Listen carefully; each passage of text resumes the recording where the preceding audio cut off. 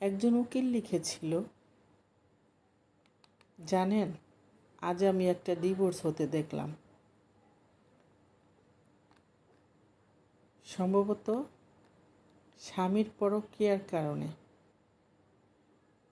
স্বামী অফিসের কলিগের সাথে প্রেম করে, সে ভালোবাসায় আটকে গিয়েছে সেখানে।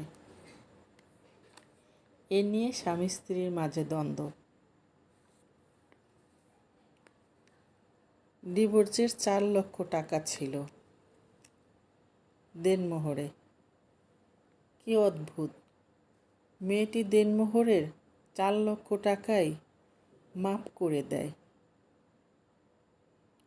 মেয়েটি ডিভোর্সের পেপারে সাইন করার সময় চোখের পানি মুছতে মুছতে বলেছিল, আমি 6 বছর তার সাথে রিলেশন করেছি এবং আমার পরিবারের বিরুদ্ধে গিয়ে আমি তাকে বিয়ে করেছিলাম। বিয়ের আজ 2 বছর এবং আজই আমাদের অ্যানিভার্সারি, আর আজই আমাদের বিচ্ছেদ হচ্ছে। সংসার করেছি আমি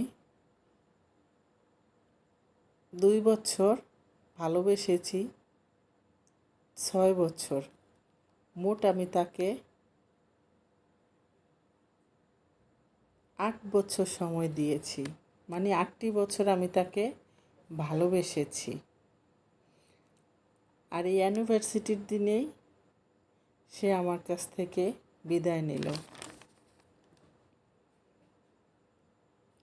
ভালোবাসার মানুষের সাথে যখন আমি সংসারই করতে পারলাম না, তাহলে 4 লক্ষ টাকা দিয়ে আমি কি করব? টাকা দিয়েই কি সব কিছু হয়? সত্যিই তো, ভালোবাসার মানুষটির সাথে সংসার করা যে কি সুখের, কি যে আনন্দের। ছোট ছোট ঝগড়া, ছোট ছোট দুঃখ কষ্ট ভাগ করে নেওয়া, এটা যে কত শান্তির, কত যে সুখের, তা একটা মেয়েই বুঝতে পারে এবং বলতে পারে। টাকার চেয়েও অনেক বেশি দামি। একটা কথা মনে রাখবেন,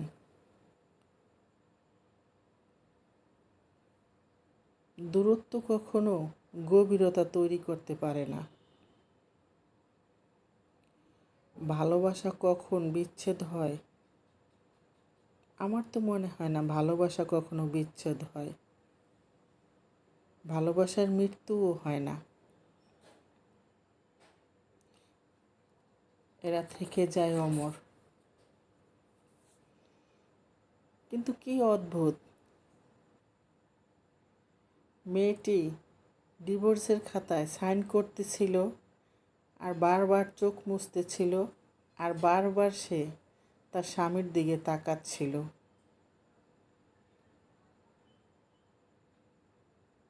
সে চাচ্ছিল না যে ডিভোর্স হোক, সংসারটা টিকে থাক। কিন্তু ওই যে স্বামী পরকীয়ার মুখে পড়ে গিয়েছে, সেই স্ত্রীকে বাধ্য করেছে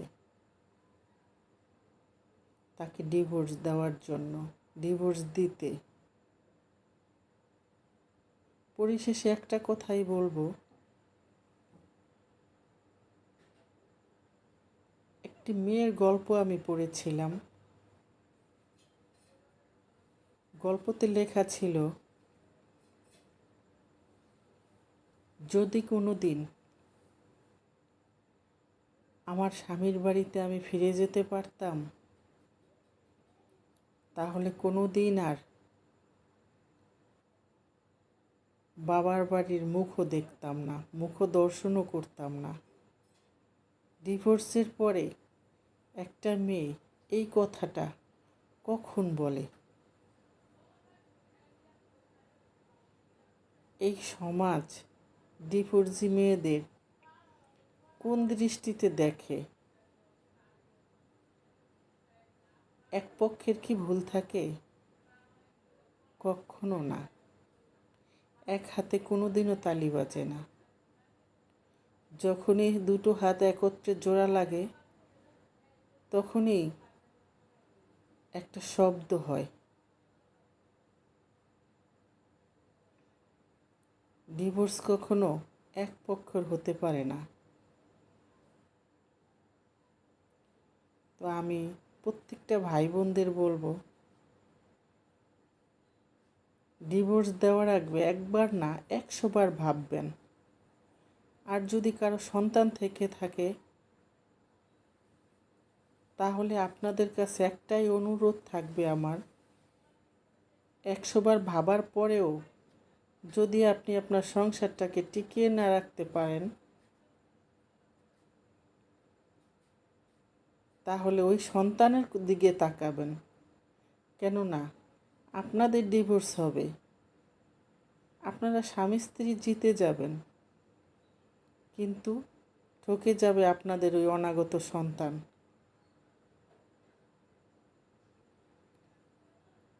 আপনি স্বামী পাবেন আর আপনিও বউ পাবেন, কিন্তু ওই সন্তান হারাবে তার বাবাকে, হারাবে তার মাকে। মানুষের লাথি উষ্টা খেয়ে দুয়ারে দুয়ারে ঘুরে তাদের জীবন কাটাতে হয়। না পায় সে বাবার ভালোবাসা, না পায় সে মায়ের ভালোবাসা, না হতে পারে মাথা উঁচু করে এ সমাজে বাঁচতে। এ সমাজও ওই বাচ্চাদের দিকেই আঙুল তুলে।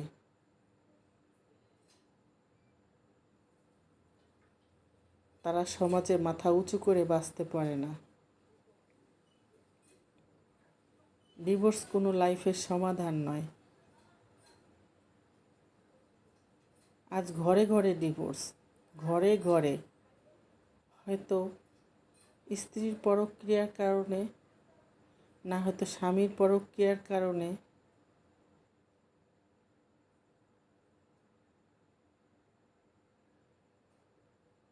আমি মনে করি